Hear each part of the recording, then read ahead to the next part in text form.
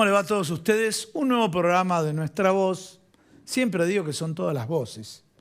Tenemos una voz muy especial, porque nos acompaña hoy un licenciado en Psicología, Diego Quindimil, pero antes de poncharlo, Diego Quindimil, le voy a mostrar su último libro, escrito en pandemia, a ver si nos acercamos ahí en pantalla, y está relacionado ¿con qué? Con el mundo post-COVID. Y ahora sí, volvemos acá. Y cuando digo el mundo post-COVID, la psicología del trabajo tras la pandemia. Y hago silencio, ¿saben por qué? Porque mucha gente le está empezando a comunicar que se empieza a regularizar la vuelta a las oficinas, ¿no? Y bueno, Diego Quindimil, ahora sí, lo estamos presentando. ¿Cómo te va, Diego? Muchas gracias por estar en el programa. ¿Qué tal, Gustavo? Un placer siempre conversar con vos. Bueno, Diego, a ver, trabaja en el desarrollo del potencial en la resolución de conflictos, la salud psíquica con personas, equipos y organizaciones, docente de la UBA, docente de la Universidad Torcuato Di Tella, docente también de la Universidad Maimónides. Bueno, obviamente un currículum más extenso para interiorizarlo. Y ustedes lo ven en los medios de comunicación porque más allá de su conocimiento en su profesión, es un gran comunicador. Hecha la presentación, mundo post-COVID. El mundo que está viniendo, ¿no? Si bien la pandemia no terminó, ¿no? Es decir, bueno, ya podemos empezar a visualizar, sobre todo por lo que ha pasado en otros países, ¿no? Qué es lo que viene en esta llamada nueva normalidad. Sí. Que tiene que ver un poco con la resignificación de la vida, ¿no? Y particularmente con la resignificación del trabajo, básicamente. Bien, entonces ya con esos títulos tan fuertes dijiste, resignificación de la vida. Sí. La primera pregunta que te hago es periodística, no es científica. ¿La gente resignificó la vida? Cuando la gente se vio encerrada, empezó a decir, ¿soy consciente de que si cometo un error puedo morir? Yo creo que sí, que la pandemia en tanto fue es una época de pérdida, digamos, ¿no? No solamente de pérdida de seres queridos, sino también de pérdida de oportunidades, de pérdida de tiempos, digamos, de planes. Eso nos obligó, y el encierro nos obligó a, bueno, repensar nuestra vida. Y también nos chocamos contra la realidad de que somos finitos, digamos, ¿no? Viste, claro, que muchas veces uno no concibe la posibilidad de que tu vida se termine, pero la pandemia nos lo mostró una y otra vez. Frente a eso, uno no puede hacer ni oídos sordos, digamos, ni verse ciego frente a esta realidad de cómo quiero vivir mi vida, ¿no? De acá lo que viene. Y en función de eso es que también se resignifica el trabajo, porque antes vivíamos alrededor de trabajar, trabajar, trabajar, y eso, bueno, nos dimos cuenta de que no es vida, ¿no? Claro. Entonces, bueno, ahora aparece ahí en este sentido un malestar con esto de trabajar, trabajar y trabajar. Bien, cuando decís malestar en trabajar, trabajar y trabajar, ¿dónde estarían las señales de alerta temprana en ese malestar? Bueno, lo que yo estoy viendo todo el tiempo es que la gente está muy estresada. El año pasado, digamos, teníamos más bien trastornos de ansiedad. Y hoy lo que estamos viviendo es lo que se conoce como el agobio pandémico, digamos, ¿no? Es decir, esto de estar agobiados, cansados, agotados. En psicología se llama el síndrome del burnout, ¿no? Esto de estar quemado en el trabajo. Sí. ¿Sí? Y se ve cada vez más. Antes no era tan frecuente, sí el estrés, pero no esta sensación de agotamiento, de casi te diría de desmotivación, ¿no? Es decir, de no poder más. Bueno, señores, yo voy a seguir un poco la secuencia porque me lo entregó ahora el libro, prometo leerlo, ¿sí? Pero hay un capítulo que dice el mundo del trabajo híbrido. Y obviamente en cada capítulo hace referencia, por lo menos los que estuve viendo los títulos, a músicos. Soda Stereo, T para 3. No hay nada mejor que casa. No hay nada mejor que casa. Luces y sombras, disculpen, del teletrabajo. Luces y sombras. Bueno, a ver, la verdad es que el teletrabajo, en la medida de lo posible, llegó para quedarse. Digo, es una elección. Si vos le preguntás a la gente cómo le gustaría desarrollar su tarea, la mayoría de la gente te va a decir, bueno, prefiero hacerlo desde casa y eventualmente volver a la oficina para cosas que sean necesarias. Con lo cual, el hogar, y sobre todo en pandemia, se volvió un lugar seguro, pero a la vez tiene sombras, porque nosotros no estábamos preparados para el teletrabajo, porque inclusive estaban los chicos adentro de la casa, porque no estaban yendo a la escuela, pero, digamos, bueno, encontramos el gusto a esto del teletrabajo, pero por otro lado, está el riesgo de estar trabajando todo el tiempo, de no poder cortar. De no cortar, sí. Claro, hoy una persona me decía, y yo estoy notando que no me resulta muy positivo esto de trabajar y dormir en el mismo lugar porque estaba con trastornos de sueño, digamos, ¿no? Es decir, trabajar y dormir en la misma habitación era probablemente estar 24 horas sin salir de un espacio de 2x2, digamos. Claro, ¿no? sí, sí. Pero es cierto que, digamos, esto de estar en casa tiene, como te decía, luces y sombras, ventajas y desventajas. Vamos a tener que inventar algo para poder sacar a la gente de la casa, porque la gente no va a querer salir fácilmente de la casa a volver a las oficinas. Yo creo que el centro va a haber que reconfigurarlo, digo, para decir algo, ¿no?, de donde estamos nosotros acá en la ciudad de Buenos Aires. Claro, clarísimo. Bueno, se ve en todo el país, pero igual, entendemos el concepto. Bueno, te cuento algo, a nivel universitario y demás, viendo a jóvenes profesionales, yo soy docente universitario, que, bueno, tal vez el año que viene fíjate esto, tengo que volver físicamente a la facultad, tengo que volver a pagar, gente del interior, volver a pagar un alquiler en la ciudad autónoma de Buenos Aires, porque ya genera una crisis ahí, ¿no? Y sí, digo, a ver, en tu caso vos tuviste que reconfigurar tu tarea de un día para el otro, ¿no? Sí. Es decir, las dabas presenciales seguramente, de un día al otro tuviste que darla virtual y ahora, ¿no? Es decir, bueno, ¿querés volver a... ¿Dónde está el mix? Claro, ¿querés volver a la presencialidad? Por parte sí, pero en parte no, digamos, ¿no? Es decir, sobre todo por todo lo que tiene que ver con los traslados, con la incomodidad, digamos, ¿no? Pero a la vez te perdés también sí, el face to la face. cara de los alumnos, Claro, el feedback, ¿no? Sí, El ida sí, y vuelta. Entonces, en ese ¿está sentido, poniendo el auricular y mirando otra cosa o está presente? Puede estar el cuerpo presente y la mente no. Uno en clase, con cierta experiencia, sabe cuando la mente está presente o la mente no, el cuerpo solamente. Vamos a otro capítulo, ¿no? Las organizaciones ante una realidad híbrida, y acá vamos con Calle 13. Dame la mano y vamos a darle la vuelta al mundo. Darle la vuelta al mundo, darle la vuelta al mundo.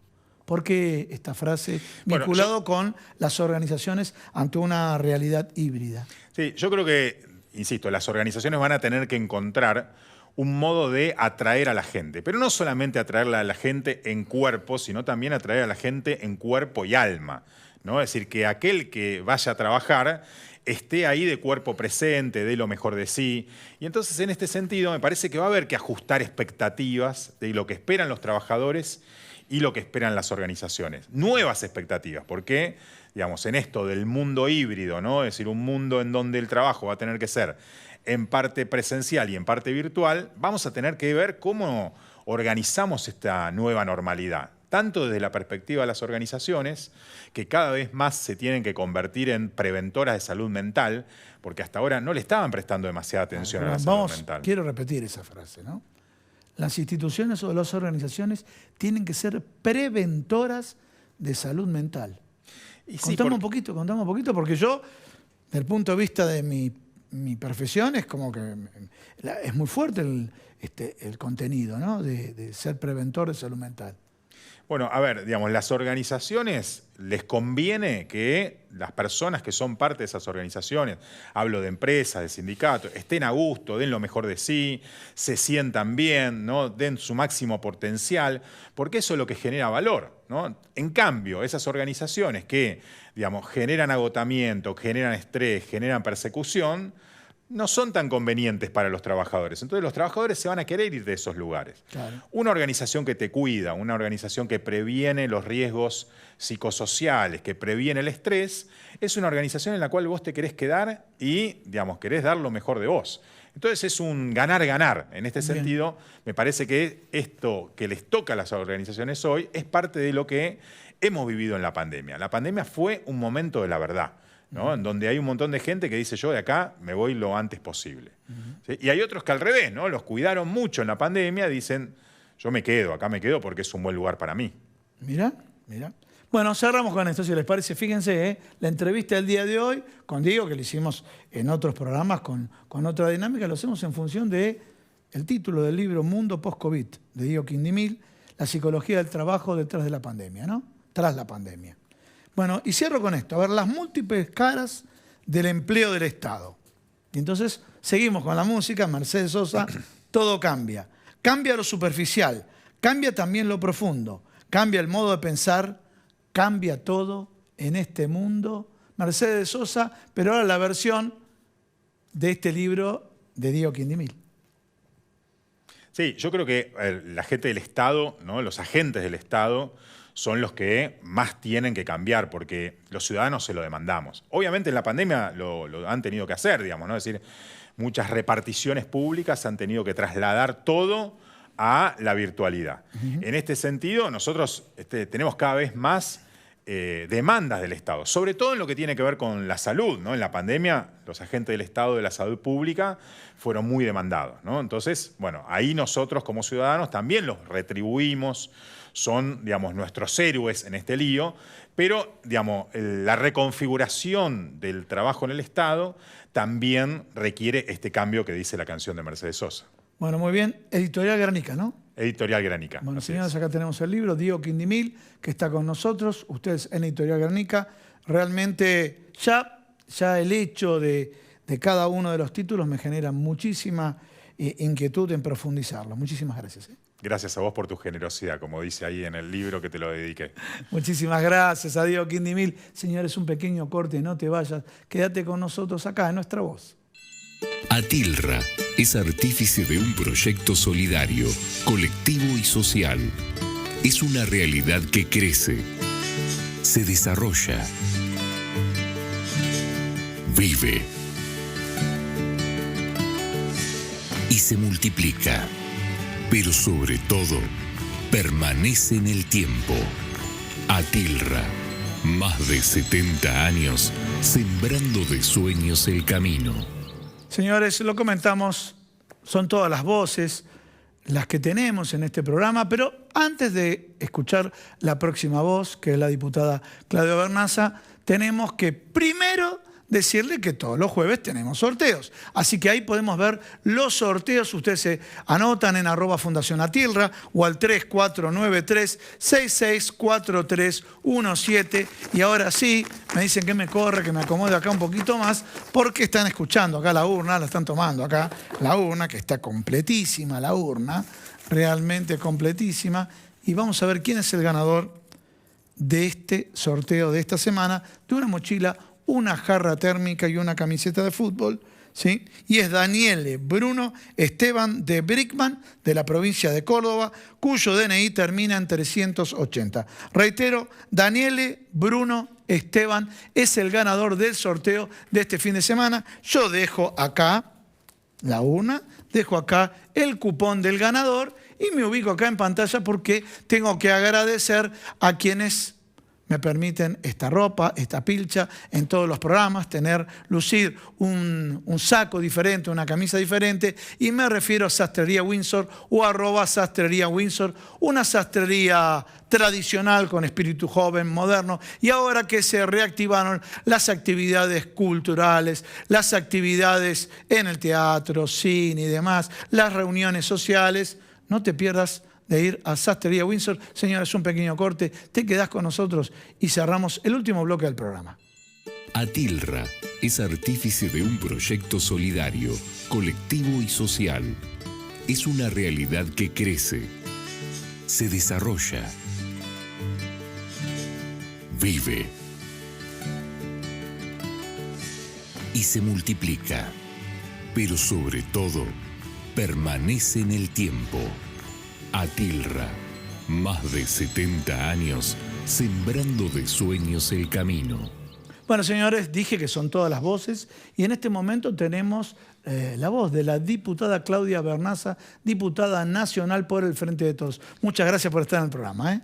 Un placer, como siempre. Claudia, me parece, justo acá desde el programa trabajamos mucho los temas de inclusión social y demás. ¿Por qué no comenzamos por este tema y después vamos a los temas políticos? Y yo miro la pantalla y digo, Encuentro Nacional de Chicos del Pueblo. Con ternura venceremos, y contanos un poquito de qué se trata. Sí, hay 3 sedes de este encuentro nacional que se está desarrollando, vuelvo a decir, en 3 sedes. Ya estuvimos encontrándonos con organizaciones comunitarias de niñez en el Hogar del Padre Cajade, en La Plata, el domingo 26 de septiembre. Ahora nos corremos hasta San Martín para encontrarnos con las organizaciones de niñez del partido de San Martín y de San Fernando. Estaremos a principios de diciembre en Chapadmalal. Bien. Con estas organizaciones de niñez para hablar de nuestra realidad, de la vida de nuestras casas y de las propuestas que tenemos para los casos donde hay vulneración de derechos de chicos y chicas. Bien, vulneración de derechos de chicos y chicas. Que como diputada, que conoces el terreno, el territorio, ¿qué es lo que ves más problemático, más sensible el día de hoy? Mira, en primer lugar, estos encuentros tratan de hacer visible la vida de estas casas que nosotros creemos que es la mejor respuesta para los chicos y chicas. Frente a un bombardeo que tienen de proyectos individualistas, de consumo, muchas veces inalcanzables, propuestas de proyectos de muerte de alguna manera, ¿no? de traficar con sustancias tóxicas o formar parte de las redes de traficantes. O sea, cuando utilizan a los chicos para el narcomenudeo. Exactamente. Frente a eso hay clubes de barrio, hay casitas del niño, hay jardines comunitarios, hay una cantidad de iniciativas en los barrios, muchas veces invisibilizadas, sí, poco reconocidas, sí, y que nosotros creemos que es lo que más hay que alentar, proteger, abrigar, fortalecer. Por eso nosotros proponemos una mirada del Estado y una presencia fuerte del Estado en el sostenimiento de estas casas. Y bueno, estas casas tienen una vida juvenil y una vida infantil que ¿qué actividades se realizan? Muy rica. Hay desde actividades deportivas, predeportivas, recreativas, campamentismo, grupos scout, grupos de arte, grupos de teatro. Hay una cantidad de actividades, además del apoyo escolar, que de alguna manera los van conteniendo los chicos en lo que es el soñar su proyecto de vida, ¿no es cierto? Sobre todo los centros juveniles resultan muy interesantes en ese tránsito de la adolescencia a la juventud, en la primer búsqueda laboral, que son justamente los chicos que se van a encontrar en Chapalmalal, porque va a ser un encuentro de jóvenes, de chicos del pueblo, en el marco del programa Jóvenes y Memoria de la Comisión Provincial por la Memoria, qué bueno, que realiza un encuentro todos los años en Chapalmalal, así que los chicos intercambian sus experiencias, se conocen, se visitan. ¿De qué rango etario los chicos? En el Chapalmalal están desde los 14 a los 20 y pico de años, digamos. Sería hasta los 21, pero participan jóvenes de mayor edad. En cambio, en los encuentros de chicos del pueblo, el encuentro, por ejemplo, que hubo en La Plata, había chicos desde los 10 años. Buenísimo. Bueno, ahora sí pasamos al eje político. El eje político, ¿qué pasó con la ley de etiquetado frontal? Bueno, no tuvimos quórum, algo que no sé si toda la ciudadanía sabe, pero nuestra fuerza, el oficialismo, no tiene quórum propio. Cada vez que tiene que sesionar, tiene que acordar el quórum con fuerzas minoritarias y con la oposición, pero esta vez hubo dificultades para reunir ese quórum. Por un lado, por la cerrazón del bloque opositor mayoritario, que, bueno, parece que no le alcanza con una resolución del presidente respecto de las medidas sanitarias y de la presencialidad, a pesar de que fue el bloque que más reclamó la presencialidad para sesionar. Recordemos que se presentó un proyecto de ley, en la cual tampoco le dieron quórum, que estaba relacionado con algo parecido a Alemania, que establecía un nivel de contagio, yo me acuerdo originalmente, la que no pudo salir, la cantidad de contagiados cada 100.000 habitantes, en lo cual había escolaridad presencial, cual no, que era un modelo europeo, o sea, que no era, estamos copiando a cualquiera. Con mayor rigor científico se iba a ir buscando en qué casos habría presencialidad. Pero como esto es un acuerdo de partes, se podría haber resuelto perfectamente con, por otro lado, aceptar que es el presidente de la Cámara el que define las cuestiones sanitarias de la casa. De hecho, las cuestiones administrativas de la casa las decide el presidente, así está previsto. Claro. Bueno, esto parece que no fue suficiente para ellos y de alguna manera me parece que empiezan a mostrar que todo lo que provenga de nuestra fuerza lo van a obstaculizar, aun cuando esté a favor de la salud de la población. Lo dijo la candidata Vidal, dijo que iban a entorpecer nuestro proyecto, aún en casos como este que llama la atención, se los hizo notar incluso el senador Cobos, porque llama la atención porque... ¿El senador Cobos estuvo presente? No es que estuvo presente porque era una sesión de la Cámara. Diputado, no, pero apoyó, ¿no es cierto? Exactamente. Apoyó. A través de las redes le pidió a su bloque que se presente, y de hecho hubo dos diputados del Juntos por el Cambio que se presentaron a la sesión, que dieron quórum, que intentaron dar quórum junto con nosotros, porque lo que decía Cobo justamente es lo que estamos diciendo nosotros, que los temas que se presentaban en el temario eran temas en los cuales había consenso. Uno de ellos era el del etiquetado frontal, que además corre el riesgo de perder estado parlamentario. ¿En qué periodo perdería estado parlamentario? En este periodo. ¿En este periodo? claro. O sea, ¿cuál sería el plazo máximo para que se debata la ley? El 30 de noviembre. 30 de noviembre, o sea, para las elecciones no, Sí. y después vemos de las elecciones qué hacemos. Y es un tema, es un tema muy difícil porque si esta va a ser la actitud, esto detiene de alguna manera el funcionamiento de la Cámara, de las cámaras y, bueno, sobre todo de nuestra Cámara, que es donde no tenemos mayoría. En el Senado sí tenemos mayoría propia. Y de alguna manera nosotros también queremos apelar en esto al conocimiento de la ciudadanía de estas cuestiones porque son las mismas personas que se están presentando para ser legisladores, Claro. las mismas que obstaculizan el funcionamiento del Las Congreso. mismas dicen que tienen que trabajar los legisladores y no van a trabajar para dar quórum, ¿no? Eso es una cuestión que no se puede entender, porque son las mismas personas que reclaman el trabajo, la cultura del trabajo. Bueno, uno entiende que no dar quórum puede ser un instrumento político, ¿no es cierto? Pero nosotros creemos que no sería el caso, al menos en estos proyectos que se supone que hay acuerdo, que hay consenso. Quiero pensar que no... Adolfo Rubinstein, hace 3 años y demás, planteó las dificultades que tenía con el lobby que hacía la industria alimenticia y ahora, bueno, ahora tratando de justificar por qué no hay que ir. Por eso quiero pensar que no es el lobby de la industria alimenticia el que los está frenando. Quiero pensar eso. Bien, contanos un poco cómo estás viendo, bueno, este escenario, la cuenta regresiva para el 14 de noviembre. ¿Qué es lo que vimos? Como una fotografía simple, muy cortoplacista, la que voy a mencionar yo. Hubo una reactivación turística. A la reactivación turística lo puedo asociar con una reactivación cultural, ¿sí? Obras de teatro, deportiva, el caso de los espectáculos públicos y demás, donde esto también acompaña de alguna manera la reactivación económica. Estos 3 palabras o 3 conceptos de reactivación, bueno, ¿cómo lo están viendo ustedes desde el oficialismo?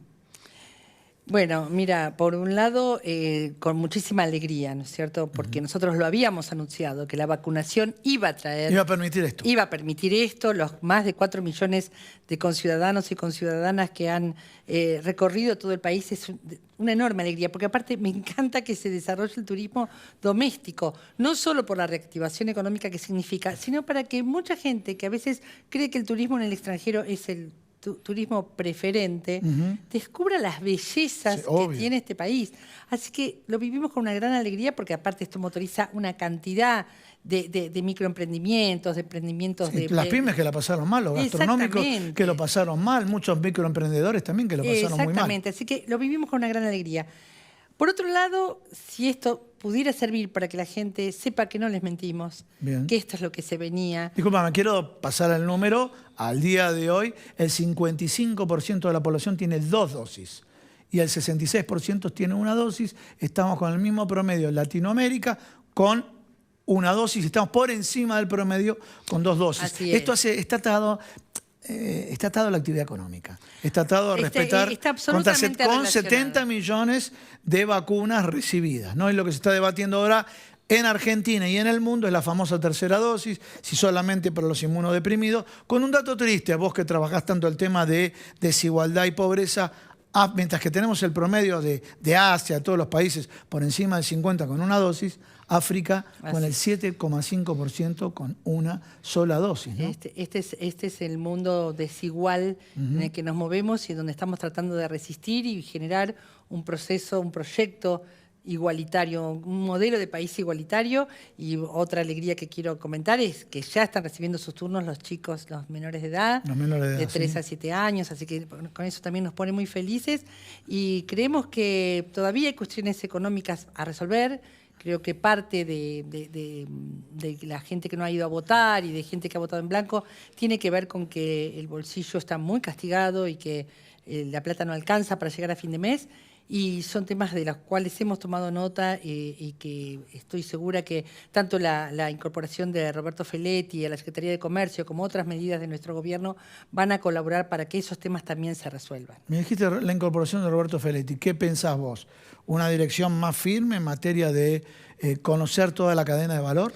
Mirá, yo he sido compañera de gabinete de Roberto Feletti en la Municipalidad de La Matanza, él como secretario de Hacienda, yo como secretaria de Desarrollo Social, y es un cuadro técnico y político mayor, digamos, ¿no? De una persona muy experimentada en estos temas, que sabe de lo que habla, que tiene tanto en su cabeza la macroeconomía como la economía doméstica y la microeconomía. Sí, acá hay que conocer la micro, conocer todas las cadenas de valor, porque si no uno queda Sí. queda Así atrás. que es una persona que no tiene nada, no tiene que sentarse en el sillón para aprender, digamos. Sí. Él se sienta a gestionar porque sabe de lo que está hablando, sabe del tema, está preocupado por el tema y es una persona muy comprometida y un economista brillante. Una aclaración porque te dije algo que te lo dije con error. Pierde estado parlamentario a fin de año. A fin de año. A fin de año el etiquetado frontal. En cualquier caso, Sí. estamos ante el peligro del la próxima pérdida de vigencia del etiquetado frontal. Y alguien decía, bueno, pero lo que importa es que haya alimentos en la comida de los argentinos, no tanto a ver si etiquetamos o no. Las dos cosas Las dos son cosas. importantes. Las Aparte de dos vos que cosas son trabajás el tema de importantes. pobreza. Una persona con hambre me da plata y le compro un paquete de galletitas que tiene alto contenido de sodio y alto Así es, contenido de así grasa. Y en definitiva uno por lo menos sabe qué recomendar. La salud comienza por lo que Y comemos. obviamente, y la pobreza también, ¿eh? Absolutamente, La pobreza comienza también. absolutamente. Va a ayudar mucho también a combatir el etiquetado frontal. Muchísimas gracias. Gracias a ustedes, por favor. Señores, bueno, me tengo que despedir de todos ustedes. Nos vemos la semana que viene acá en Nuestra Voz. Pero tenemos un programa especial los días sábados, 23:30 horas. Me despido de todos ustedes. Chau.